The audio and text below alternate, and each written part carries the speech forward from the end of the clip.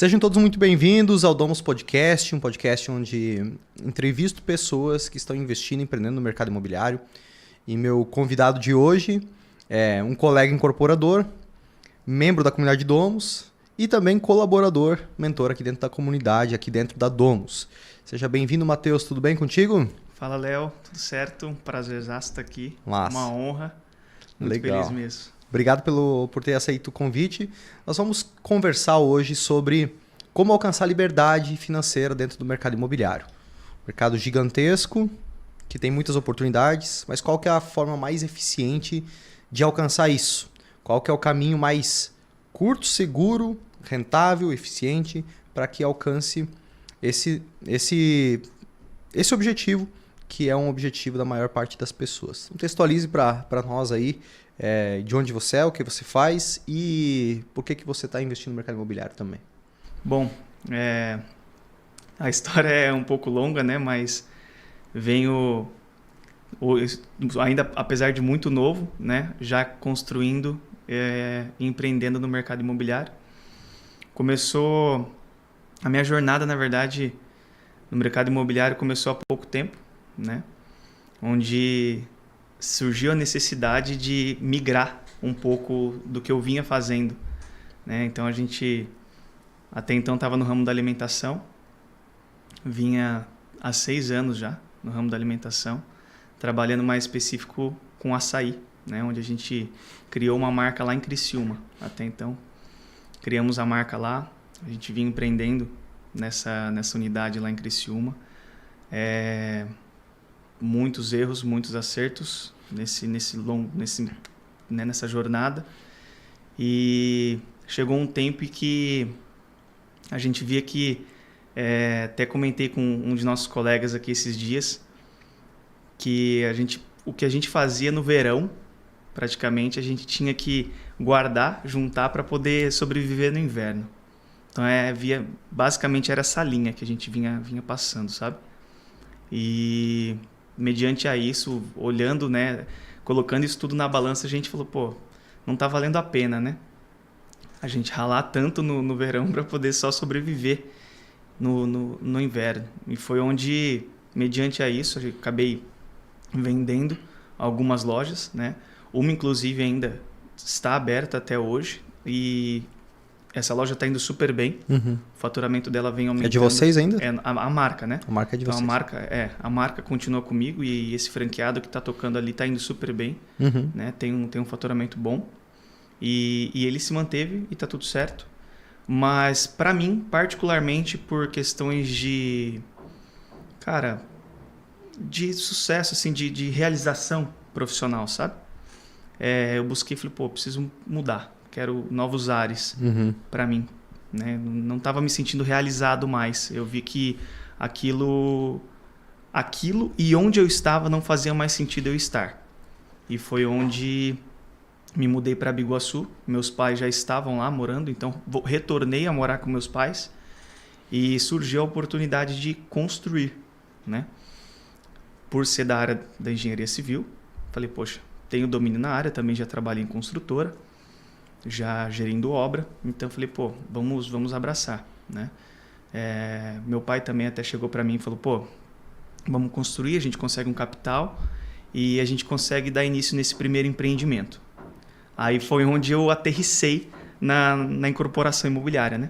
Foi onde eu aterrissei na incorporação, fomos visitar um terreno, aí foi onde a gente, sem saber nada, né? Esse é o detalhe.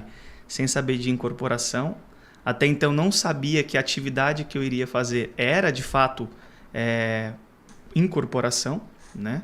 Não tinha clareza do nome? Não tinha clareza do nome. Sim. Não, bem amadorismo assim mesmo. Normal. Aventureiro, né? Normal. Aventureiro. Assim como né, a primeira loja de açaí que a gente montou lá atrás foi pura aventura, até Sim. Porque foi a primeira loja de açaí de Criciúma. Na verdade, foi uma tentativa, né? A tentativa de fazer algo diferente, né? Então, faz parte. Faz parte. Aí foi onde eu aterrissei na incorporação. Sim. Falamos, não, vamos construir. Tinha noção de obra, obviamente. Já tinha.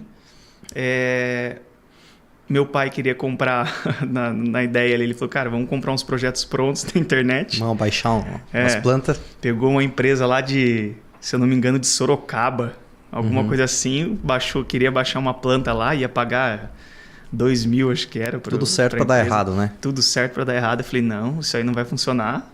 Tá maluco se a gente fizer isso aí? Não... E tem muita gente que faz, cara. Né? Só imagina. É tentador, né? Tá pronto. Tá... Sim. Não precisa ficar tomando decisão. Exato. Alguém já validou aquilo. Exatamente. Né? Aí foi onde eu pensei, falei, não, esse terreno aqui, primeiro que essa casa tem que... Qual que é a posição que ela vai estar aqui, né? Já não... Muda totalmente. Muda totalmente. Eu falei, cara, não, vamos procurar um arquiteto. Aí foi onde eu recorri com os meus antigos colegas lá de Criciúma, da construtora. Eu falei, cara, preciso da ajuda de vocês aí. Aí contratei tudo individual, contratei o arquiteto e tudo, pra gente de fato elaborar um projeto, até pelo padrão do condomínio, né? Que a gente estava entrando. Não dava para entrar com qualquer coisa, né? Sim.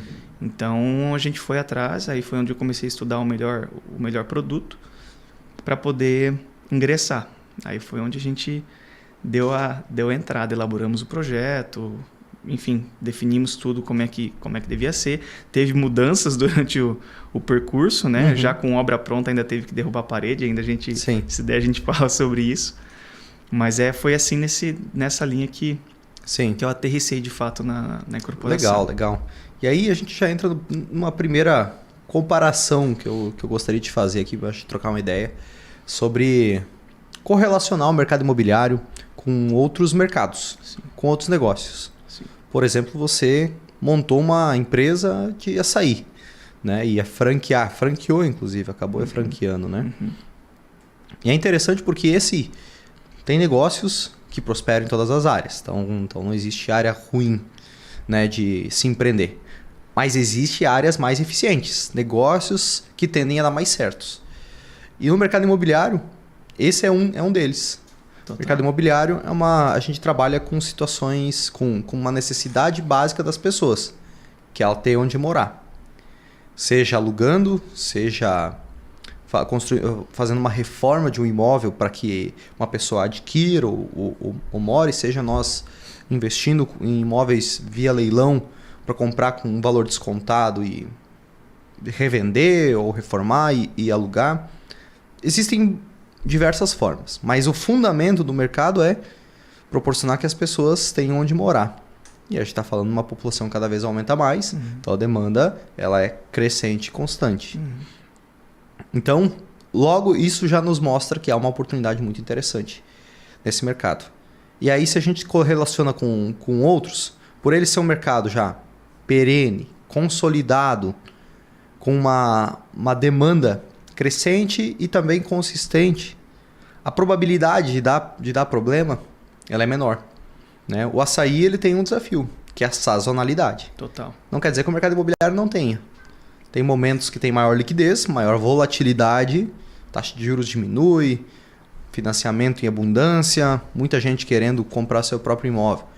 Da mesma forma que tem o inverno dentro do mercado imobiliário, que é o momento onde que a taxa de juros aumenta, onde a redução de oportunidades de via financiamento é maior, tem menos recursos para fazer financiamento e as pessoas têm menor poder aquisitivo para fazer financiamento para adquirir o imóvel. Mas a vontade permanece, o objetivo permanece. Diminui a liquidez, mas ela não paralisa. Então é um mercado que, correlacionando com outros, é onde tem muitas oportunidades e é onde há a maior probabilidade de uma pessoa comum que não tem um conhecimento prévio sobre empreender, sobre tratar de negócios, ter sucesso, mesmo que no começo seja um sucesso modesto, né? Mas ela vai ter já a base para poder iniciar, né? Concorda? Concordo plenamente. Inclusive essa diferenciação entre um e outro foi um dos pontos principais que, quando eu estava levantando se eu permanecia no ramo onde eu estava ou se eu migrava para outro ramo, isso foi um ponto direto, assim, porque, poxa, eu estava analisando o quanto que eu iria conseguir escalar a minha franquia. Sim. Até então, tendo problema de sazonalidade. Então, poxa, a minha franquia, o meu desejo era começar a escalar em Santa Catarina. Esse era um ponto. moro em Santa Catarina, não tinha interesse de voltar para São Paulo, né? Que eu vim de São Paulo. Então, sou paulista, inclusive. Então, poxa, não quero voltar para lá, não quero ir para nenhum outro lugar do Brasil, gostei de Santa Catarina, vou me manter aqui. Como que eu faço para escalar o meu negócio no ramo de açaí em Santa Catarina? Né? Como é que eu vou fazer isso? Poxa, só com o açaí comecei a olhar as grandes redes, né? Os big players do mercado. E ao invés deles estarem abrindo unidades, eles estavam fechando unidades. Eita. Aí eu falei, pô, tem alguma coisa errada, né? Então, fiz essa análise, pô, eles estavam fechando. Quem que estava conseguindo se manter? Quem tinha outros produtos na esteira. Produtos quentes, né? E produtos com receita própria, vamos dizer assim, receita interna, né? Não era algo que, por exemplo, um distribuidor de alimentos que qualquer outro comércio local consegue comprar dele, mesmo sendo de São Paulo, por exemplo. Então, eu me deparei com essa situação. Busquei receitas, desenvolver produto para isso. Estava demandando um esforço gigantesco para desenvolver um produto exclusivo. Porque se eu estou entrando para jogar, eu estou entrando para jogar e ganhar. Eu não gosto de chegar, entrar e ser o mediano, entendeu? Que pô, a pessoa abre uma padaria, abre uma lanchonete e todo mundo vende o mesmo salgado, do mesmo fornecedor. É apenas mais um ponto de venda, né? Exato. Como se fosse uma farmácia. Né? Então eu não queria isso, eu queria ser uma marca. Assim como eu desenvolvi a própria receita nossa do açaí, exclusiva, eu queria fazer isso com um produto salgado também. Foi onde eu estava buscando isso, demandei um esforço gigantesco, fizemos testes e tudo mais, não encontrei o produto ideal, não cheguei na receita. Falei, cara, não deu, está me demandando um esforço gigante e, além disso, o fato também de escalar. Então, eu estava buscando empresas para poder fazer a devida formatação, para poder fazer expansão aqui, a começar aqui do estado. Então, eu comecei a me deparar com alguns pontos que eu teria que ter um CD maior, sabe? Então, algumas coisas que já estava onerando e saindo um pouco fora do meu investimento. Por quê? Porque eu já tinha outros financiamentos a serem pagos ainda, que estavam correndo até então. Porque quando eu abri 5 unidades na região lá, foram 5 unidades onde eu não tinha dinheiro. Bem na loucura assim mesmo, né? Mas todas estavam indo, estavam se pagando. E eu falei, poxa, agora eu não tenho nem mais de onde tirar para poder crescer e conseguir alavancar o negócio. Então, esse foi o fator. Falei, será que realmente vale a pena eu ainda buscar uma outra via? Buscar um outro local? Aí foi onde eu até fiz uma consultoria com um rapaz, né, do ramo de franchising. Eu falei, Matheus, o teu negócio é muito bom, a marca é muito boa, tem tudo para dar certo, só que você está no lugar errado. Tu tá em São Paulo? Cara, você quer abrir? Sim. Quer abrir? Então tá. Então ou você vem para São Paulo, ou você vem para Minas Gerais. Aqui a gente abre o teu negócio. Aí eu falei, cara, não quero. Aí eu parei para pensar depois, na hora assim dá até aquele frio na barriga, né? Mas depois assim que passa a emoção, a gente começa a pensar com a razão assim e fala, não, cara, não faz sentido, não quero ir embora daqui. Sim. Então eu falei, eu preciso mudar. Eu preciso mudar de área, vou ter que fazer outra coisa para continuar aqui. Pois é, esse é um grande desafio de grande parte dos negócios, que para que você possa escalar ou ganhar relevância no mercado, você não consegue simplesmente expandir somente na mesma cidade. Você tem que ganhar relevância dentro de um estado. Se você quiser crescer, já faturar alguns milhões, você já tem que ir para outros estados, tem que ganhar mais regiões, né? Sim. E a incorporação imobiliária em específico, né? Não necessariamente a construção civil como um todo, mas a incorporação imobiliária, construir imóveis para vender, ela permite que uma pessoa possa empreender num pequeno raio de atuação, de poucos quilômetros, e ter vários empreendimentos, porque há uma demanda muito grande mesmo num raio pequeno de atuação, seja dentro da sua cidade ou dentro do próprio bairro. Nós temos o caso, por exemplo, de uma grande incorporadora aqui de Balneário Camboriú, que é a FG Empreendimentos, que ela só realiza empreendimentos na primeira e na segunda quadra do mar de Balneário Camboriú e a terceira maior construtora de capital fechado do país. Ou seja, uma empresa gigantesca que executa empreendimentos de um valor gigante também, num pequeno raio, num pontinho do mapa. Isso demonstra, e não é só ela, não é um ponto fora da curva, mas a maior parte das empresas, das incorporadoras, não só no Brasil, mas no mundo, elas não atendem o país todo. Elas não trabalham no país todo. Elas trabalham numa região muito focada. mesmo nos Estados Unidos, que é um mercado extremamente forte, o real estate lá é muito forte, as incorporadoras, elas trabalham muito regionalmente. Poucas cidades, muito nichado também. E são gigantes. Por quê? Porque muda muito de um lugar para outro. O açaí que você vende aqui em Santa Catarina provavelmente vai ser o mesmo açaí que você vai vender lá em Minas Gerais. Beleza. Mas na construção civil, na incorporação imobiliária, empreendimentos imobiliários já não é assim. A cultura de compra de uma cidade, drasticamente de uma cidade para outra. Pegando o exemplo aqui da nossa região, por exemplo, a cultura de compra de Balneário Camboriú é totalmente diferente da cultura e do perfil de pessoas que vão comprar Itajaí. Então, para uma incorporadora ter sucesso, ela primeiro que ela não pode ter uma ambição, ao menos nos primeiros anos, de expandir em muitas cidades, em culturas de compra diferente, que provavelmente ela vai ter dificuldades. Não quer dizer que isso não dê certo. Mas esse é um grande benefício também. Significa que você não precisa expandir para outras cidades, não precisa mudar de endereço para que você possa crescer. Você pode só fazer bem feito e escalar num pequeno raio de atuação, né? Sim. Isso envolve diretamente a questão financeira, né? A gente está falando de um produto que até então eu preciso de muito volume, porque o meu ticket médio é 17, 20 reais, para um produto que às vezes demanda o meu esforço durante um ano e que o ticket supera 1 milhão. Entendeu? Então, isso entra no negócio. Então, eu consigo ficar aqui, se eu fizer 2, 3, 4, quiçá 6 unidades no ano, eu consigo ter uma escala regionalmente, sem precisar, porque tem demanda, justamente pelo fato da demanda de moradia. Sim. Então, tem demanda para 5 unidades, numa casa, por exemplo, mas não tem demandas de 5 lojas numa cidade de 200 mil habitantes. Sim. Tá entendendo? Então, Total. essa diferença de demanda que leva muito para o mercado imobiliário. Quanto que uma franquia de açaí fatura mensal? Cara, ou até anual, pensando que vai ter sazonalidade e tudo. Sim. Você tem um valor, um número? Faz um tempo que eu saí, mas os meus últimos números, né? Em 2019 a gente faturou 1 milhão. 1 milhão de reais em 2019. dentro de 12 meses. 12 meses. Sim.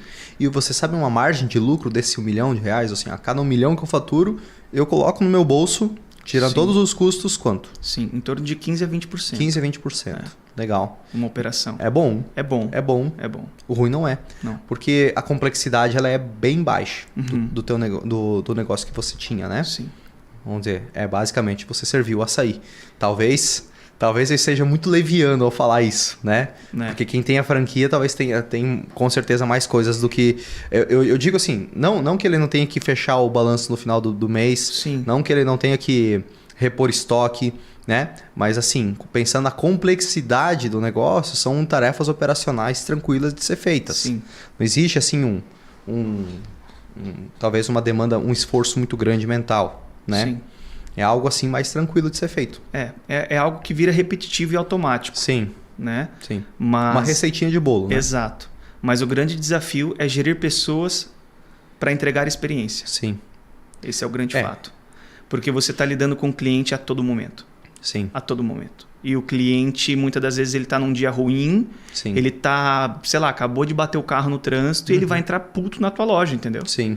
Ele vai estar com a cara fechada, ele vai te maltratar. E como é que você vai conseguir saber lidar com isso, entendeu? Sim. Você tem que atender ele bem, conseguir entregar a melhor experiência. Né? Com empatia. Então, esse treinamento é muito intenso. Sim. Mas isso aí, para quem quer ir para o próximo nível de atendimento, que é entregar uma experiência, que é sair da commodity de apenas daqui os 17 reais que eu te dou aqui o açaí, sair da commodity já é um desafio para qualquer ramo, né? Ir para o próximo nível de experiência. Agora, em termos de operacionalização da franquia, assim, em comparação à margem de lucro e ao faturamento, é interessante para vamos dizer assim, para uma família ter um negócio como esse. Agora, tu pensa, uma franquia que você trabalha 12 meses e você vai faturar 1 milhão tendo uma margem de lucro entre 10% e 15%, que não é ruim. É um salário aí de uns 12 mil reais por mês, mais ou menos. 12, 13 mil reais por mês. É bom, para grande parte das pessoas isso resolveria muitos dos problemas financeiros. Mas fazendo uma correlação novamente com o mercado imobiliário, uma casa que você está fazendo, qual que é o potencial de faturamento dela, dessa que você está fazendo? no cenário esperado, a gente está esperando. Inclusive, ela foi anunciada há poucos dias no mercado. Ela está anunciada a 1.350.000. 1.350.000. E você conseguiria hoje executar mais de uma casa por ano? Total, com certeza. Né? Sim, com certeza. Sim. E além disso, talvez você conseguiria ir para um padrão ainda mais elevado, se não for fazer mais quantidades. Talvez o mercado lá não teria uma liquidez tão alta, né?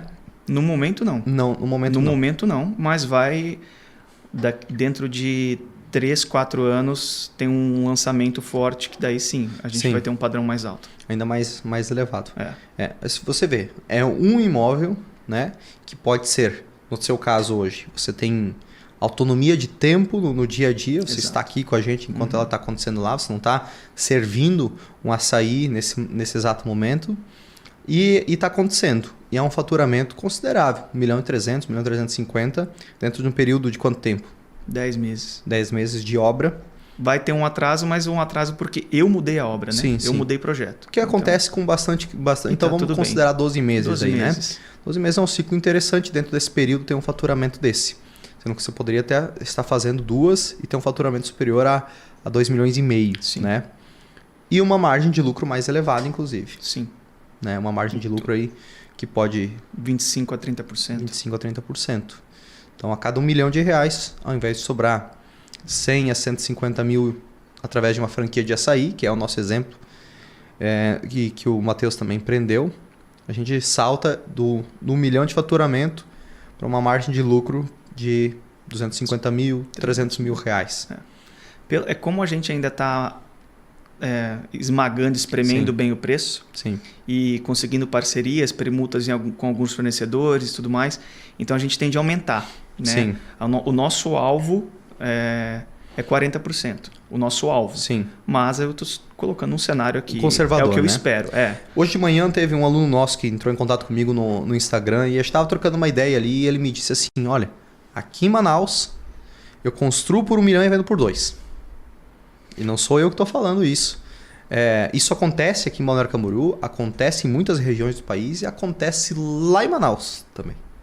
Porque onde tem um mercado com uma demanda muito grande e poucas pessoas fazendo produto de qualidade, vai ter gente que vai estar disposta a pagar e pagar muito bem para ter aquele produto. Sim. Então a regra, se eu construo por X e vendo por 2X, ela existe ainda? Ela existe ainda. Talvez não seja um geral do mercado, um padrão do mercado. Em regiões que tem já talvez mais players, uma pressão compradora, menos demanda de imóveis, talvez diminua um pouco isso aí. Né? E não é uma coisa que a gente pode criar uma expectativa muito alta de que aconteça. Mas pensa só, a margem de lucro ela já iria lá para talvez 70%. Aliás, ela iria para uns 50%.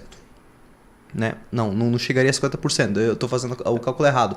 Se faturou 2 milhões, você vai tirar aí em torno de vamos jogar aí 10, 11% do faturamento. Então 200 mil sobraria 800 mil reais, tirando corretor, impostos, tudo. Então 800 mil sobre o faturamento de 2 milhões é um valor aí que a gente está falando que beira aí, sei lá, 40%. 35%, 40%, Sim. que é o que você estima, né? De ter pela frente. Sim. Então, uma margem de lucro bem interessante de um produto só. Exato. Né? De um imóvel só. Exato. Margem de lucro muito boa. Legal. E, Matheus, fazendo essa pergunta para você, para a gente debater juntos. Qual meio você acredita hoje, com base na tua vivência já no mercado de franquias, ou também no mercado imobiliário, qual que é o meio que você encontrou mais eficiente de acumular e multiplicar patrimônio? Mercado imobiliário, sem dúvidas. Hoje, para mim, é o que faz mais sentido. Né? Justamente por essa questão pelo fato de eu conseguir me desenvolver profissionalmente com pessoas que são maiores e melhores do que eu. Né? Esse é um dos fatores de eu estar hoje na Domus, né? Estar envolvido com pessoas que são melhores do que eu. Isso para mim é muito importante. Muito importante para eu conseguir essa ambiência, né? Para eu conseguir me desenvolver e não abrir mão da construção de patrimônio. Com certeza. Além disso, entendeu? Então eu consigo me desenvolver profissionalmente, assim como Muitas das vezes a gente pode ter um médico, pode ter um dentista, um advogado dentro da tua área, mesmo se ele estiver ingressando ou se está há anos no ramo, e que muitas das vezes ele, com o salário que ele, né, foi ganhando durante todo esse tempo, foi o salário para manter a família dele, para realizar alguns sonhos pontuais, alguma viagem, alguma coisa do tipo. Mas ele não conseguiu, de fato, acúmulo de patrimônio. E eu vejo isso no mercado imobiliário. Sim. Eu vejo isso na corporação imobiliária. Então, hoje eu consigo trabalhar, consigo me manter trabalhando na Domus e, em paralelo a isso, eu consigo construir. Entendeu? Então, isso é um fator muito importante. Algo muito importante também que entra nisso é que hoje a gente faz na pessoa física. Entendeu? Então, hoje a gente vem fazendo na pessoa física. Pensamos, obviamente, em migrar para PJ? Sim, pensamos em migrar para PJ, até pela questão de lastro e tudo mais, né? Sim. Mas esse para mim é a grande virada de chave. Eu consegui ter o meu desenvolvimento pessoal numa área que, querendo ou não, está interligada, né? Mas eu vejo a incorporação imobiliária justamente por isso. É algo que o valor que eu vou conseguir através desse negócio não é para mim sobreviver, né? Então é para mim acumular patrimônio. Então a gente consegue ter uma projeção, uma visão de longo prazo de 10, 15, 20, 30 anos. Sim.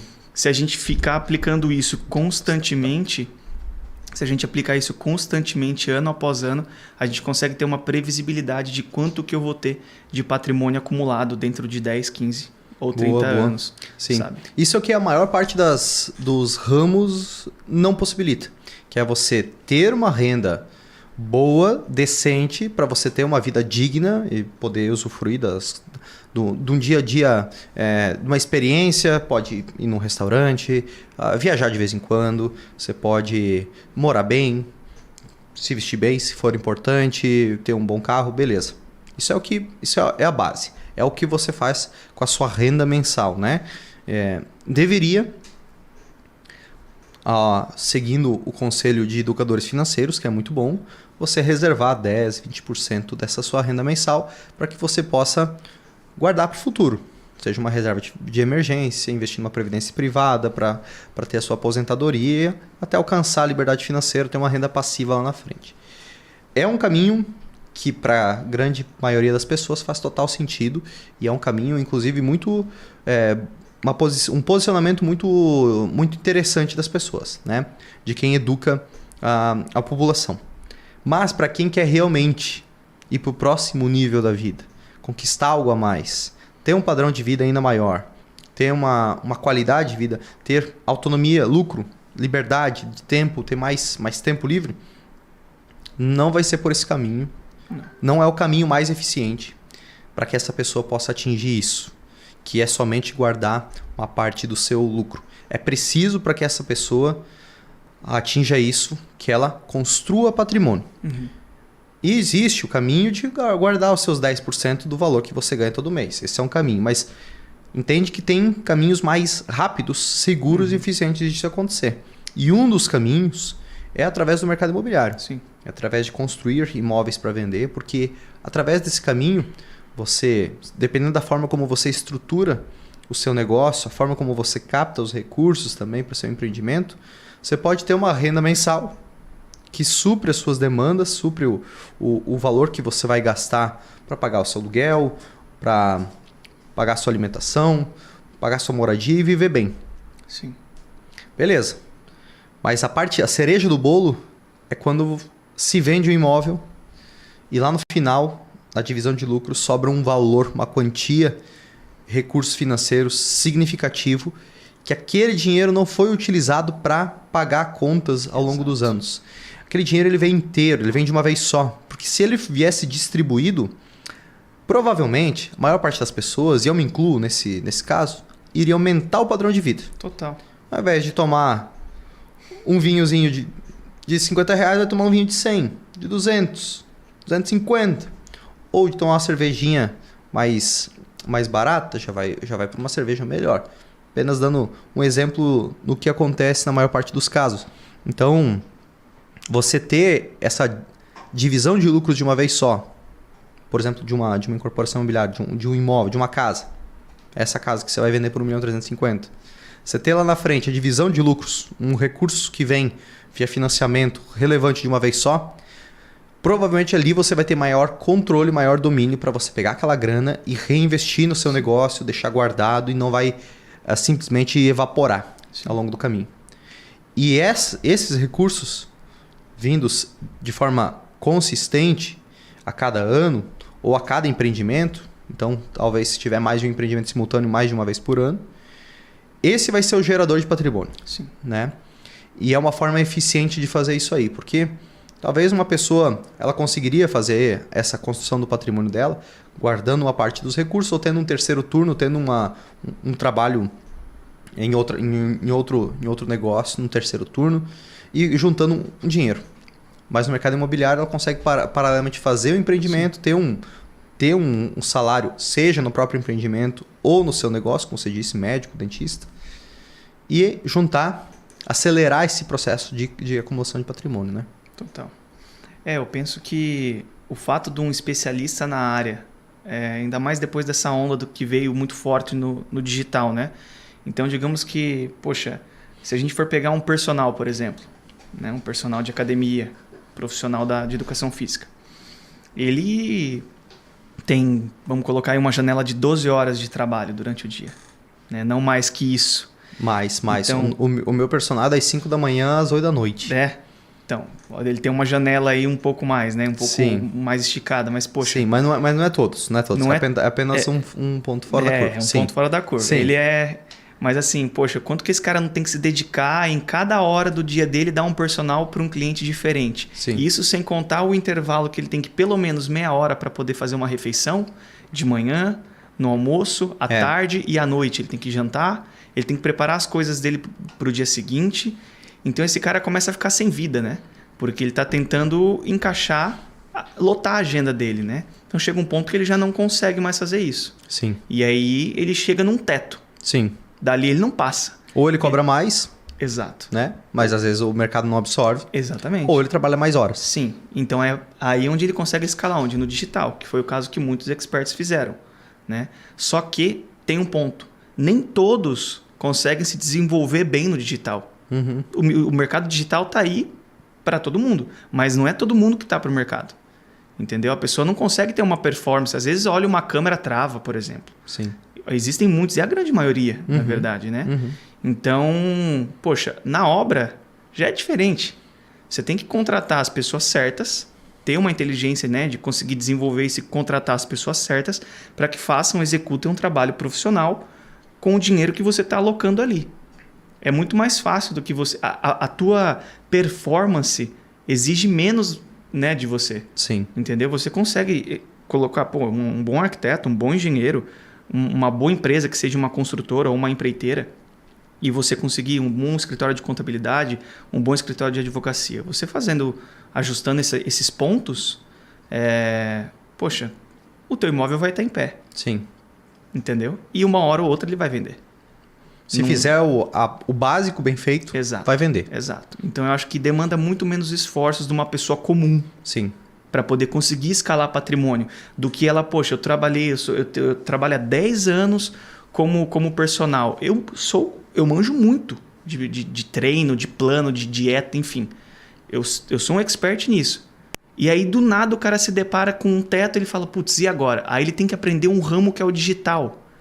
E é uma curva de aprendizado muito grande, não é fácil. Agora, na construção, não. Você contrata os experts para poder executar aquele empreendimento. Sim. Você vai visitar a obra de final de semana, por exemplo, que é o meu caso. Então, final de semana eu vou lá, dar uma passada na obra e tudo mais. Vez ou outra, não vamos ser, né, hipócrita também. Pô, o celular toca. Claro. O celular toca. Sim. O engenheiro, a arquiteta liga. Sim. O Matheus tem que definir isso, tem que definir aquilo. Mas, poxa, eu atendi, defini e tá tudo bem. Entendeu? E tá acontecendo, o empreendimento tá acontecendo e o acúmulo de patrimônio vem. Sabe? Eu não preciso demandar de ter horas e horas e horas e horas de um estudo sobre uma área que eu nunca tive contato em toda a minha vida, totalmente novo, e ainda ter que me desenvolver para Então a curva é muito maior. É verdade, né? É verdade. Eu brinco sempre que a pessoa fala assim, poxa, é muito difícil ingressar na construção de imóveis para venda sem experiência. E simples não é, porque se fosse, todo mundo estava fazendo. Sim. Mas convenhamos, todo mundo conhece uma pessoa na sua família que contratou uma empreiteira, contratou uma construtora, contratou um pedreiro e executou a sua própria casa para morar. Né? Contratou uma empresa para... É a mesma situação. Você vai contratar uma mesma empresa, uma empreiteira, um pedreiro, um mestre de obras ou uma construtora, só que agora você está construindo para venda esse imóvel e não para usufruir. É o mesmo formato. Em termos de construção, claro que existe a escolha do terreno comercialmente falando, estudo de viabilidade, uma análise para ser feita, mas a execução em si, ela segue os mesmos ritos de quem constrói para morar. Com uma ressalva. Você vai tomar a decisão ali o quanto você quer se envolver e o quanto você quer manter sob o teu guarda-chuva as tomadas de decisões e proporcionalmente também os lucros. Eu prefiro ter um pouco menos de lucro e ter mais liberdade. E essa é uma decisão que eu tomei até então. Né? Eu posso estar aqui agora e levei mais de 2 semanas sem pisar em uma das nossas obras e ela está acontecendo. Por quê? Porque eu tomei a decisão de terceirizar para uma empreiteira de mão de obra a execução e contratar um profissional de engenharia para fazer o acompanhamento técnico e supervisionar a qualidade, o prazo e o custo dessa obra. E com isso eu tenho um pouco menos de lucro? Tenho um pouco menos de lucro. Se eu contratasse a mão de obra diretamente, eu teria mais lucro. Se eu operacionalizasse o dia a dia, eu teria mais lucro, mas eu teria menos liberdade. E essa correlação é um desafio que a gente tem que sempre ter. O que mais tem é gente com muito dinheiro trabalhando das 6 da manhã e às 8 da noite. Assim como tem outros profissionais que trabalham bastante e não geram tanta eficiência financeira. Então, é sempre um ponto, uma balança que a gente tem que pesar. O quanto que a gente quer se envolver em detrimento de mais lucro. Se a pessoa quer ter menor envolvimento ou não tem conhecimento, não tem aptidão, não tem tempo, não tem vontade de se envolver no processo, ou como foi a tua escolha, é mais eficiente eu estar num ambiente onde eu vou crescer em termos de conhecimento, vou evoluir mais rápido do que estar no canteiro de obras onde eu vou apagar muito dos incêndios e não vai ser eficiente meu tempo lá. Tá. É uma escolha. Né? Você tem um lucro um pouco menor lá por ter alguém no seu lugar, mas você tem vários outros ganhos indiretos que te fazem acelerar ainda mais teu caminho na incorporação. Né? Sim, com certeza. Eu vejo justamente dessa forma. É por isso que estamos aqui. Estamos aqui, verdade. Exatamente. E, poxa, o contato, voltando ainda daquela questão do sonho do brasileiro lá atrás que a gente falou no começo, né, que você estava citando, o contato com a pessoa com o imóvel é inevitável, porque já é enraizado, né, no brasileiro. Então, se ele não for construir para ele morar, ele vai comprar alguma coisa, um apartamento na planta, alguma coisa do tipo, né? Mas se a pessoa, ela quer ter espaço, ela quer ter mais privacidade, ela vai para casa. Então, ela vai buscar por isso. Então, hora ou outra vai ter um contato com construção.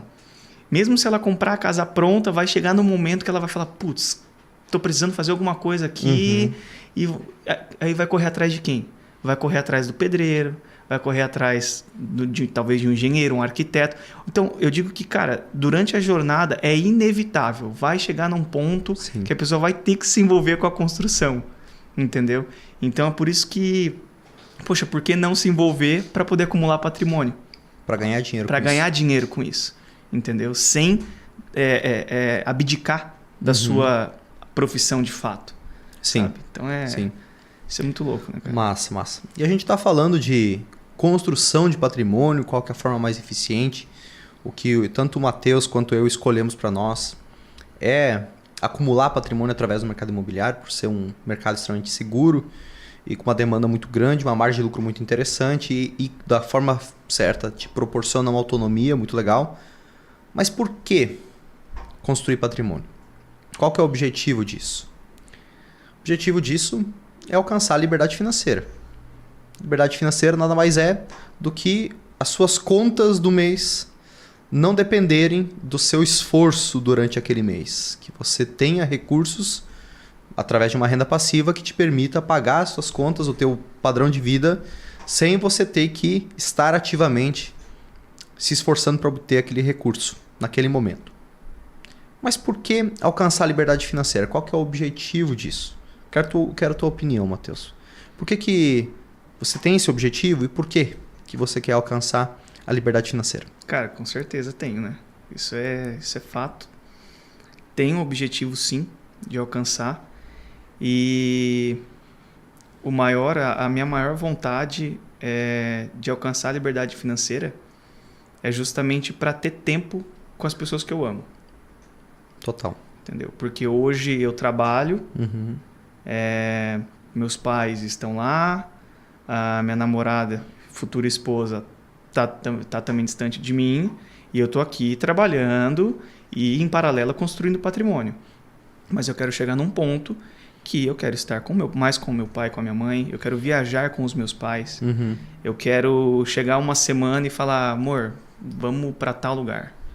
Então, o grande objetivo que eu tenho visando liberdade financeira é justamente isso, é para passar mais tempo com as pessoas que eu amo. Sim. Porque a vida é uma só. Total. Entendeu? A vida é uma só. Não tem por que eu ganhar tudo isso de dinheiro e continuar na mesma vida, na mesma correria, na mesma loucura. Com certeza. Para mim não faz sentido.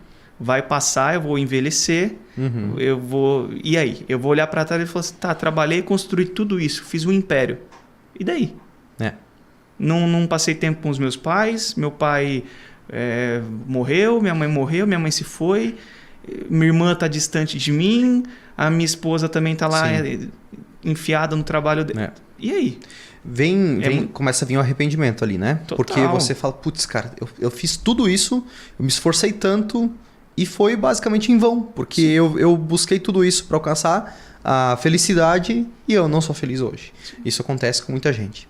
E eu tenho uma teoria para isso. Por que isso acontece? Veja só, você, no começo da sua vida, você tem lá seus 20 e poucos anos, antes dos 30. Você está mal financeiramente, não tem uma estrutura financeira, é um quebrado, né? Assim como aconteceu comigo, como aconteceu com você. Não que agora a gente não esteja, mas está um pouco menos quebrado.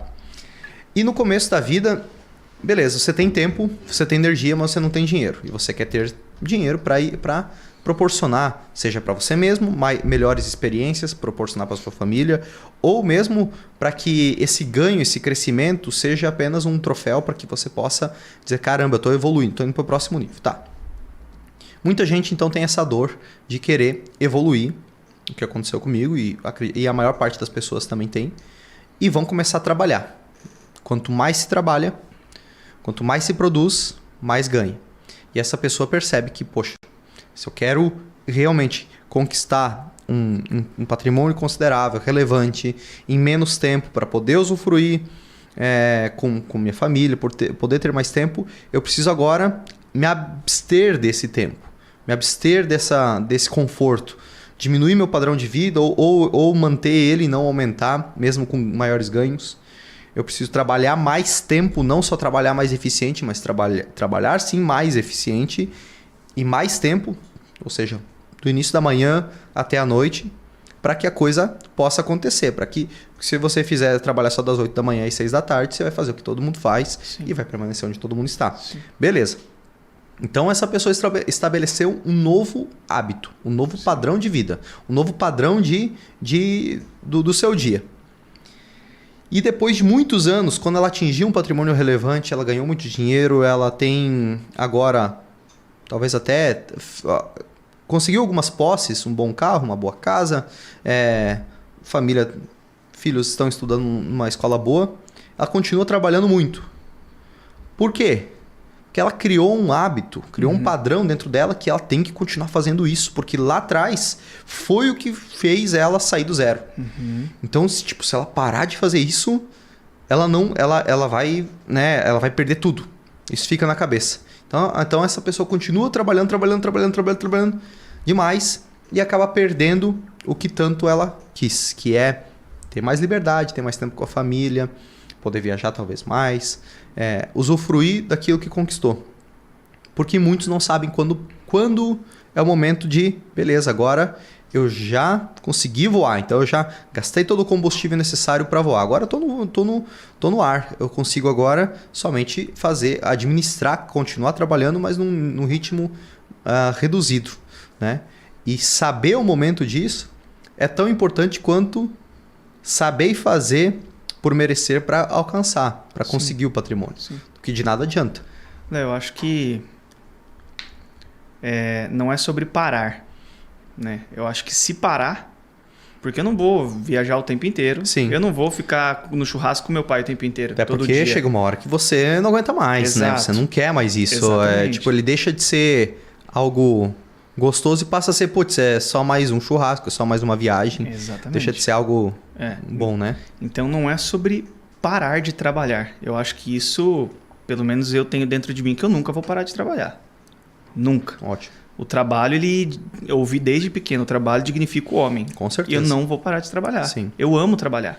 Uhum. Só que chega uma curva ali na vida que, poxa, eu quero ter mais tempo. Sim. E ter condições de fazer o que eu quero. Sim. Ter essa liberdade, né? Exato. Então é justamente essa liberdade, tanto de tempo quanto financeira. Então, se eu quero viajar para o lugar tal, eu não estou limitado ao dinheiro e eu não tenho algo me prendendo em relação ao tempo. Eu posso ir 5 dias, 10 dias que seja, volto e estou trabalhando, está fluindo, entendeu? Então eu acho que tem essa questão. E um outro ponto também, até que você citou da questão quando a pessoa é mais nova, 20 e poucos anos ali, a gente está naquela curva, naquele momento de acelerar, né? Sim. Então naquele momento de acelerar, uma coisa que é muito importante é a gente não trocar o que a gente mais quer pelo que a gente quer agora, que é o que muitos fazem também. Eu fazia muito isso. Sim. Então tudo que vinha na minha mão, eu trocava pelos meus desejos momentâneos. Sim. Uma recompensa na hora, né? Trabalhei, ralei a semana inteira, final de semana eu vou não sei na onde. Aquela frase que vem na cabeça, eu mereço. Exato. Né? Eu mereço. Exato. Isso aí é traiçoeiro. Traiçoeiro demais. Né? É traiçoeiro. Entendeu? Isso aí pode ser algo, inclusive, que a gente tem que ter isso de vez em quando. Uhum. Isso faz bem. Vamos dizer assim, é um suspiro no seu dia, na sua semana corrida, seja qual for o divertimento. Mas você pode utilizar essa recompensa de uma outra forma. Sim. Tem gente que utiliza a recompensa talvez bebendo, comendo, dormindo, e nenhum deles, se feito sem excessos, faz mal. Mas essa recompensa ela pode ser, e eu fiz isso por vários anos, exercício físico. Para mim, fazer esporte era a minha recompensa. Eu troquei, né, o hábito de ter a recompensa no final do dia por qualquer outra coisa, por ter o meu tempo para poder praticar exercício. Estava ganhando duas coisas ao mesmo tempo. Sim. Que é melhorar a saúde e também ter essa recompensa. Sim. E quem mais constrói patrimônio, quem mais alcança o próximo nível da vida é quem sabe contingenciar essa recompensa por mais tempo, né? Mas aí a gente volta naquele problema. Uhum. Tem gente que cria um hábito tão forte de só produzir e não ter pequenas recompensas ao longo do caminho, que acaba nunca usufruindo disso, né? Então é uma arte, isso aí é uma linha tênue entre o teu esforço ser considerável e você não... considerável para você produzir algo e produzir tanto que você não tem tempo na tua cabeça para que você possa aproveitar tudo aquilo, né? Isso realmente é uma linha tênue muito perigosa, né? Perigosa. Porque se torna um ciclo vicioso. O cara é aquele cara que fica... É uma pessoa que fica viciada em trabalho. Né? Então, é justamente aquilo que você falou. Deu resultado, a partir do momento que deu resultado, ela vicia naquilo. Isso. E fica... Pô, não tem fim. fim. Loop infinito, né? Loop infinito. Então, acho que a gente tem que ter... Porque a mudança de hábito mais tarde na vida é mais difícil também, né? A pessoa mudar. No início é mais fácil, quando você tem 20 e poucos anos, os teus músculos, né? O teu corpo, a tua mente, teu cérebro, ele tem maior maleabilidade para que você possa mudar, quebrar padrões. Depois de um tempo fica um pouco mais difícil. Sim. Né? Eu acho que esse ponto que... é legal gerar resultado, massa você conseguir conquistar as coisas que você quer na vida. E muitos entram nesse ciclo vicioso, nesse looping. Ok. Só que aí a gente chega num outro ponto que, cara, não é só sobre nós. Entende? Então, por que a gente está aqui? Eu tô aqui só para trabalhar e ganhar e conquistar as coisas para mim mesmo e tá tudo certo? Então, eu não penso assim. Então, a gente abre uma outra aba aqui, cara, que é o nosso propósito aqui. O porquê que a gente veio para essa terra. Eu não vim para conquistar tudo e eu usufruir tudo para mim e ter esse egocentrismo. Sim. Então, a gente tem que tomar muito cuidado com isso. Total. Né? A gente tem pessoas para ajudar. A gente tem que deixar um legado aqui dentro também. A gente está de passagem, todos nós. Então, a gente tem que saber isso, sabe? A gente tem um exemplo a seguir. E a gente tem que ser testemunha viva, né, do que a gente está fazendo. Então, nada adianta a gente conquistar realmente tudo, entrar nesse looping, e sendo que a gente não ajudou ninguém, sendo que a gente não auxiliou, sendo que a gente não ensinou ninguém.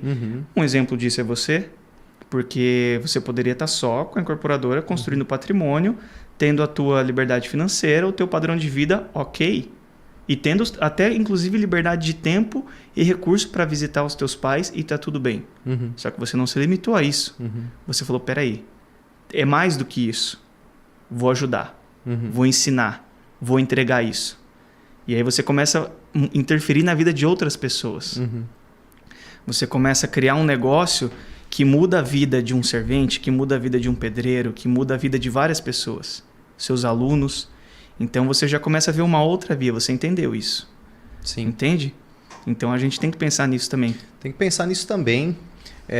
Acredito que é uma questão de evolução nossa, né? Primeira coisa, como disse o próprio Steve Jobs, antes de querer mudar o mundo, arrume sua própria cama, né? Pela manhã. Que é algo, uma frase forte, da qual eu não compactuo tanto, porque eu não arrumo a cama, porque, claro, a Aline dorme um pouco mais do que eu sempre. Então, nunca sou eu que arrumo a cama em casa. Mas o que ele quis dizer é que primeiro a gente precisa encher o nosso copo para depois poder, com o nosso copo, encher o copo dos outros também. O nosso copo tem que estar num nível... De nada adianta o avião caindo, você querer colocar a máscara de oxigênio nos outros, você não vai conseguir fazer isso por muito tempo, porque você não está mais respirando. Exato. Então, primeiro você tem que colocar a sua máscara de oxigênio. É isso que a gente tem de orientação quando entra no avião. Primeiro coloque a sua máscara de oxigênio, depois vai ajudar os outros. Sim. Né? E isso é uma grande analogia para a vida também. Sim. A gente precisa resolver o nosso problema básico, para depois querer resolver o problema dos outros. E é uma coisa natural. A pirâmide de Maslow fala sobre isso, né? Parte básica da vida, você quer abrigo, você quer alimento e poucos objetivos básicos da vida. Sim. Depois você quer algumas coisas a mais, quer reconhecimento, ou você quer ter questões sociais, e vai indo. E chega um momento que isso transborda, você já atingiu isso, ou não só, talvez não tenha até atingido, teria outros níveis, por exemplo, financeiros e tudo para que eu pudesse alcançar. Mas já ficou muito claro que é só continuar fazendo que vai ser alcançado. Então já beleza. Eu já sei que é por aqui. A parte difícil já foi. O que dá para ser feito a partir daqui? Sim. E aí gera essa questão. O porquê que estamos aqui. Sim. E como que a gente pode impactar outras pessoas e assim por diante. A gente tem que perceber o momento que a gente está de fato disponível para isso. Sim. Pronto, nunca ninguém vai estar. Não. Entendeu? O maior exemplo que eu tenho disso é Jesus. Ele nasceu, mas ele não nasceu fazendo milagre. Ele não nasceu curando enfermo e aquela... Não. Ele nasceu, se desenvolveu, aprendeu com os mestres, foi carpinteiro, trabalhou e tudo mais, e estava lá, estava no ciclo dele. Até que chegou ao ponto, né, de ele estar numa festa de casamento e acabar o vinho. E aí é onde a mãe dele chega para ele e fala: Jesus, pelo amor de Deus, você tem que fazer um milagre. Ele falou: não, eu não estou preparado, eu não estou pronto, não é a hora. E ela pede de novo: não, é agora. Tem que ter. Olha lá, o casamento vai ser uma catástrofe, porque vai acabar o vinho, enfim. E aí é onde ele olha para cima e: Senhor, Pai, Se eu estou preparado, eu não sei, mas o negócio precisa acontecer. Sim. Aí ele vai lá e transforma a água em vinho e salva o casamento. Então, nem Jesus, que é a maior personalidade que passou por essa terra, estava se sentiu pronto, preparado para começar, né? E teve o ciclo dele para depois ele conseguir transbordar milagre. Quiçá nós, né? Quem dirá nós. Sim. Então, sim. Ninguém nunca está pronto até não começar, né? Até não agir. E essa questão que a gente estava falando sobre o quanto usufruir e o quanto a gente deve trabalhar para alcançar ainda mais, eu tenho um grande exemplo aqui de uma pessoa que me abriu as portas aqui em Balneário Camboriú, me ajudou muito a conquistar um pouco de confiança aqui numa terra diferente, uma terra de ninguém, onde eu não tinha nome para nada. Essa pessoa, ela é uma pessoa que também começou do zero, e ganhou muito dinheiro, prosperou, construiu um patrimônio no mercado imobiliário e optou por uma vida mais leve. Por não ir para o próximo nível em termos financeiros, mas permanecer construindo, tendo um padrão de vida legal. E o padrão de vida dela legal é legal mesmo. Essa pessoa tem helicóptero, tem barco, né? Os brinquedinhos que muita gente gosta. Vários carros esportivos, carros executivos. Tem casa de praia, tem apartamento aqui, tem construir um patrimônio e também usufruir desse patrimônio. E daí um dia eu, na ânsia de querer fazer empreendimentos multifamiliares, eu pedi: vamos fazer um prédio junto. Você tem os contatos, eu sei como estruturar o negócio, sei como fazer, vamos fazer. Léo, mas para quê? Para mais dinheiro? Tava falando com um empresário esses dias que eu atendo e eu falei para ele: cara, você tem muito mais dinheiro que eu. O empresário tem muito mais dinheiro que ele, mas muito mais dinheiro que eu. Você tem um helicóptero, eu tenho um helicóptero. Você tem barco, eu tenho barco. Você tem casa de praia, eu tenho casa de praia. Mas eu aproveito muito mais tudo isso do que você, que está com 1000 funcionários e eu não tenho funcionário nenhum. Então é uma escolha. Não tem certo, não tem errado. Exato. Né? É uma escolha. Existe a forma de você ter uma equipe, ter uma empresa próspera e que você também tem autonomia de tempo para poder usufruir. Existe como conciliar tudo isso.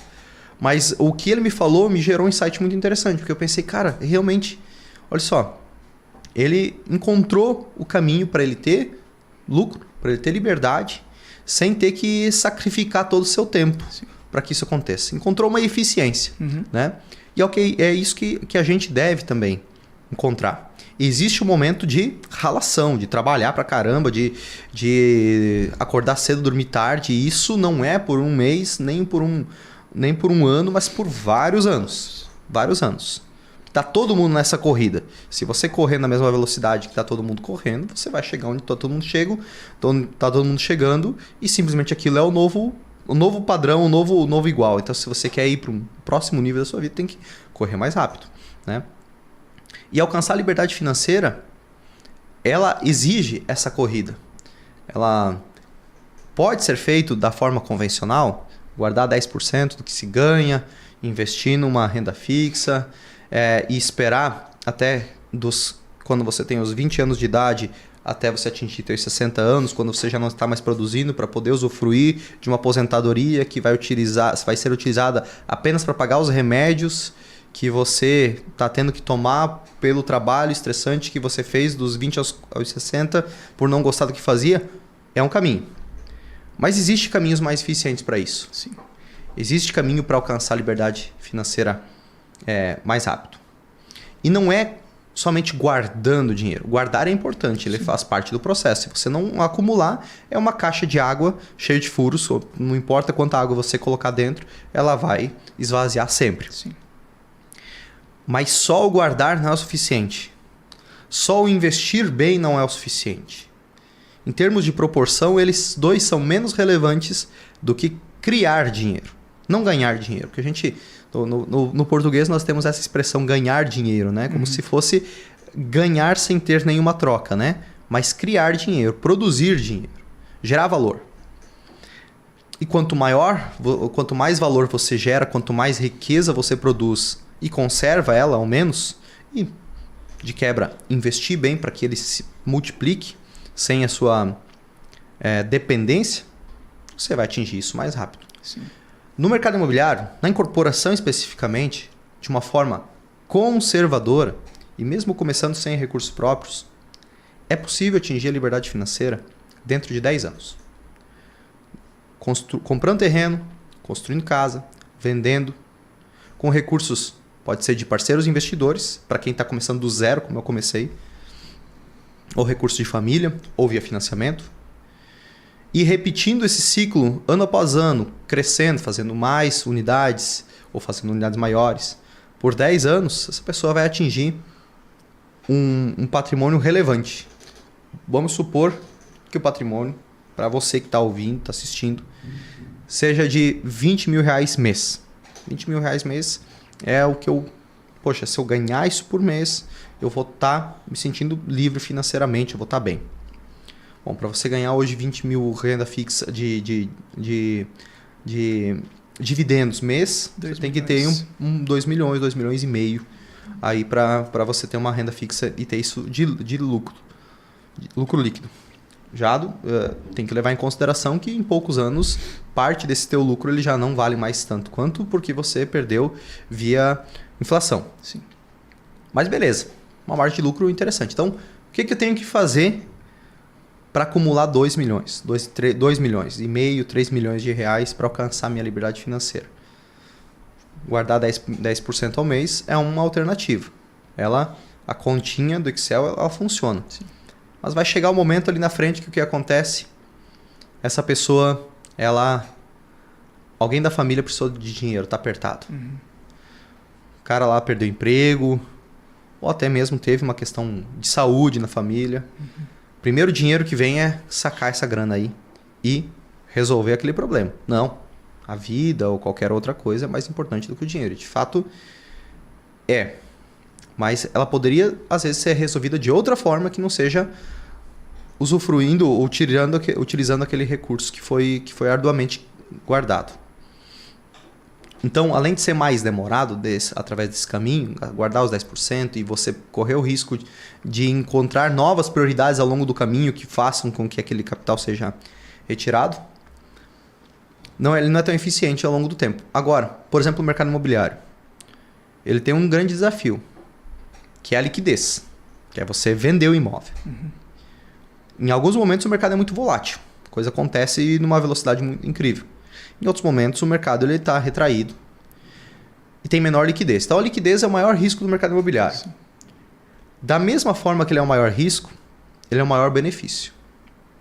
Porque se você não consegue liquidar aquele bem com velocidade, se você está precisando por qualquer motivo que você acredita que precisa daquela grana de uma hora para outra, se você tivesse esse dinheiro no banco é fácil. Baixa a aplicação e resolve aquela dor que você está sentindo, seja qual for ela. Mas quando é um imóvel, uma família, alguém da sua família que está precisando de grana, provavelmente ele não vai te pedir, venda a tua casa aí para me emprestar uma grana. Uhum. Não vai fazer isso. Se você tem uma grana guardada no banco, ele provavelmente vai fazer isso aí. Não tá fazendo nada com a grana. Ou venda um imóvel teu aí para me ajudar. Então esse é um grande benefício também. Porque faz você tomar decisões racionais. E com frieza. Sim. Você simplesmente não tem a possibilidade de você tomar a decisão de forma quente. Se você quiser vender o imóvel de hoje para amanhã, ou você vai queimar ele por 50% do valor, e alguém muito preparado já vai comprar, mas ele tende a levar semanas e às vezes até meses para ser finalizada a venda. E isso faz com que a gente... Além da valorização, né? Além da própria valorização. Além da própria valorização do imóvel. Então, que é algo que a gente fazendo uma analogia, para quem quer construir guardando 10% todo mês, que não é errado, né? É correto, inclusive. Sim. É aconselhável. E prudente também, né? E prudente. A questão de você colocar, principalmente para quem está começando, 10% todo mês, a pessoa chega num ponto que ela, por não ter conhecimento, isso foi uma dor que eu senti há tempo, lá atrás, quando eu fui começar a guardar. Eu falei, eu preciso começar a guardar dinheiro. Beleza, 10%, tá? A gente começa a ler, né? Uhum. Pega ali o Homem Mais Rico da Babilônia, O Sim. Segredo da Mente Milionária, a gente começa a comprar livro Sim. para poder aprender. Aí a gente começa a se deparar com essa mesma matemática financeira, 10%. Tem que guardar, é lei, Sim. é regra. Aham. Então a gente começa a guardar, mas aí a gente chega num ponto, tá, beleza, a gente recebe nosso recurso, tá, guardei. Mas e agora? Guardei aonde? Eu coloco na conta corrente? Eu coloco na conta poupança? Eu coloco no... Aí o cara já abre outro mundo. Aí o cara, não, peraí, então agora eu tenho que aprender sobre investimentos. Sim. Entendeu? Porque eu não tenho um capital relevante para chegar no escritório da XP Sim. e falar, ó, aloquem o meu capital, Sim. o meu perfil é isso, isso, isso. Daí ele vai lá e fala assim, olha, Matheus, o teu perfil é conservador, portanto a gente vai colocar em fundos imobiliários, em algumas small caps e vai fazer aquela diversificação de carteira. Ok, eu não tenho capital para, né? Quem está começando não tem capital para entrar no escritório da XP. Sim. Então o cara tem que começar por conta própria. Ele vai para onde? Ele vai para o YouTube. Aí ele começa a olhar um monte de guru da internet. Aplica em criptomoeda, Sim. aplica em fundo de investimento. E tem bons materiais. Tem, Né? tem. Só que o difícil Só é que- a pessoa ter assimilado o que realmente faz sentido para ela, né? Exatamente. Ela ter a clareza do que é Essa é a importante. dor, entendeu? Porque daí o cara pega, beleza, eu sei que eu tenho que guardar, mas onde é que eu tenho que colocar? Aí o cara, por dificuldade, ou ele coloca em algumas outras coisas que ele comprou pela emoção e aí ele acaba perdendo tudo, ou grande parte, o ativo, daqui a pouco ele compra um ativo, até eu na época comprei, se eu não estou enganado, acho que foi Americanas. Uhum. Comprei na época lá, coloquei, falei, não, Americanas, comprei, caiu 20% em um ano, um negócio assim, sabe? Falei, não, pô, já não é isso. Entendeu? Sendo que eu li lá a indicação do fulano de tal. Não, vamos comprar essa empresa. Quando você começa a puxar relatório mensal, né? De investimento. As próximas empresas que tendem a crescer. Aí você vai lá, compra no topo, tive que vender na baixa. Tomei, sabe? Ações, elas não são, né? Até os próprios educadores financeiros, ao menos os sérios, dizem, ações não são feitas para enriquecer. Ações são feitas para conservar o patrimônio e buscar valorizar ele acima de outras alternativas passivas de rentabilidade. Sim. Ela não é para ganhar dinheiro, ela é para conservar o dinheiro. E aí é onde que muitas pessoas se enganam, porque a maior parte das pessoas que estão iniciando, elas pensam que, não, eu vou pegar esse dinheiro e eu vou ganhar dinheiro através de ações, investindo em outras empresas. Mas se a gente pegar o histórico do índice Bovespa, a gente percebe que nos últimos anos, em relação à inflação, pouco se valorizou o patrimônio que poderia ter sido aplicado de forma mais eficiente no mercado. Como o imobiliário, por exemplo. Então é justamente esse cenário que a pessoa se encontra. A pessoa tem que aprender de investimentos, cara. Não tem como eu colocar um consultor, um analista para trabalhar para mim. Não tem capital para isso. Estou começando a juntar dinheiro. Ou a pessoa realmente entra de cabeça nos estudos, inclusive começa a fazer até curso, tirar certificação para até virar um analista. Sim. E aplicar os teus próprios recursos. Sim. Ou então ela vai se aventurar por aí e cedo ou tarde ela vai quebrar a cara na rede de investimento, porque é muita opção. Agora, se ela começa, né, se ela pega o método, por exemplo, vai colocando recurso, nem que seja na renda fixa, num pré-fixado, alguma coisa do tipo. Coloca ali, todo mês o 10% ela vai jogando lá. E em paralelo a isso, ela aplica a estratégia do método para entrar numa incorporação imobiliária e construir para vender com recurso de investidores, por exemplo. Pô, ela está fazendo os 10%, ela está fazendo a regra, ela está sobrevivendo, vivendo bem com o salário dela, tendo o tempo dela e em paralelo ainda está acumulando patrimônio construindo para vender. Total. Então a gente começa a entrar numa outra... Sabe? Eu acredito que todo mundo deveria ter um braço na construção civil, no mercado imobiliário. Não na construção civil. Todo mundo deveria ter um braço no mercado imobiliário. Porque mais de 90% das pessoas no mundo construíram seu patrimônio, construíram sua riqueza, ficaram milionárias, não através da bolsa de valores, não através das criptomoedas, não através de ouro, não através de negócios ou ações, não através da poupança, simplesmente poupar, mas sim através de imóveis, no mercado imobiliário. Porque cada vez mais a população aumenta, cada vez mais pessoas precisam morar, tem mais moradias, e cada vez mais o imóvel se torna escasso. Por mais que seja produzido mais unidades, em determinadas regiões ele vai se tornando mais escasso. Construir uma casa, existe um terreno a menos que pode ser edificado alguma coisa, porque agora tem uma casa ali. Então vai se tornando mais escasso. Quanto mais escasso fica, mais valor no mercado tem esse imóvel. Por isso, pessoas humildes, lá na década de 70, compraram um terreninho com o troquinho que tinham, com valores irrisórios, e se permaneceram por vários anos ou até décadas com aquele patrimônio, simplesmente deixando lá. Hoje eles têm uma pequena fortuna. Ao menos muitos deles, mais de 1 milhão, já construíram um patrimônio. Sim. Quem foi ainda acima disso, comprou terrenos, por exemplo, num litoral, numa praia, num terreno frente ao mar, e deixou ali por muitos anos. Em algum momento, essa região tomou outra proporção e fez uma permuta com uma incorporadora, ou trocou por apartamentos, ou mesmo vendeu e construiu e fez alguns milhões. Pelo simples fato de ter adquirido um imóvel e ter esperado. Sim. Adquirido um imóvel no lugar certo e ter esperado. Esse é um dos caminhos. Hoje, talvez, esse caminho já não seja mais o mais eficiente. Por quê? Porque lá na década de 70, meu pai comprou um terreno a troco de soja. Uhum. Então, ele comprou o terreno e a cada safra, cada ano, parte da safra ia para o pagamento do terreno. Não se faz mais negócio assim hoje em dia. O cara não vai mais te dar a oportunidade de você comprar o terreno dele a troco da própria produção que você vai fazer no terreno. Aí ele vai produzir, ele vai ganhar o dinheiro dele. Ou vai arrendar para alguém. Mas você tem hoje outros caminhos. Se não tem mais como comprar, se não é mais tão fácil você adquirir um terreno, pagar a troco de banana, ou numa negociação como essa aqui, que já não acontece mais, você precisa ter um capital inicial para começar. Beleza, se isso já não é mais uma alternativa para quem está começando do zero, como então construir patrimônio, ganhar dinheiro no mercado imobiliário e alcançar a liberdade financeira saindo do zero? Olha, um caminho que você tem é construir imóvel, vender ele, mas com que dinheiro? Com recursos de pessoas ao seu redor, Sim. com recursos de parceiros. Sempre tem alguém com dinheiro na poupança, com dinheiro em algum lugar onde não rende tanto, que é fácil argumentar com essa pessoa. Sim. Olha só, vamos construir uma casa. Vamos construir uma casa, você investe, eu construo, nós dividimos o lucro.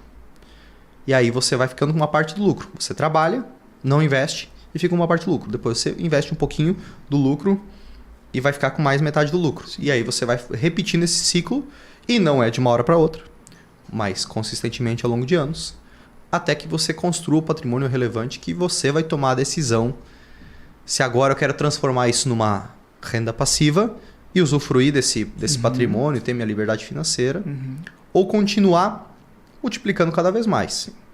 Não sei você, Matheus, mas eu não atingi minha liberdade financeira ainda.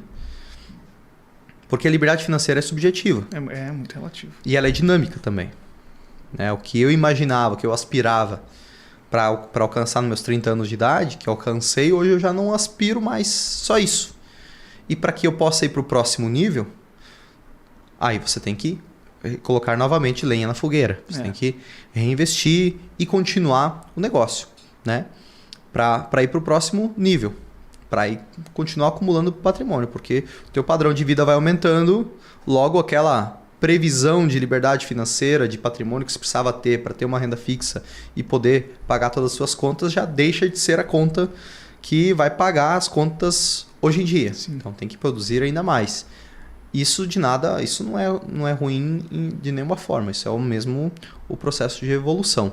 Você tem um número na tua cabeça de patrimônio que você quer acumular para que você possa atingir a liberdade financeira, você fala assim, cara, quando eu chegar ali, top, eu alcancei o que eu queria, realizei. Tem um número na cabeça, só que a régua é o sarrafo inicial, né? Então, o sarrafo inicial é 1,5 milhão. 1,5 milhão. Líquido, limpo. Na sua conta. Isso, 1,5 milhão.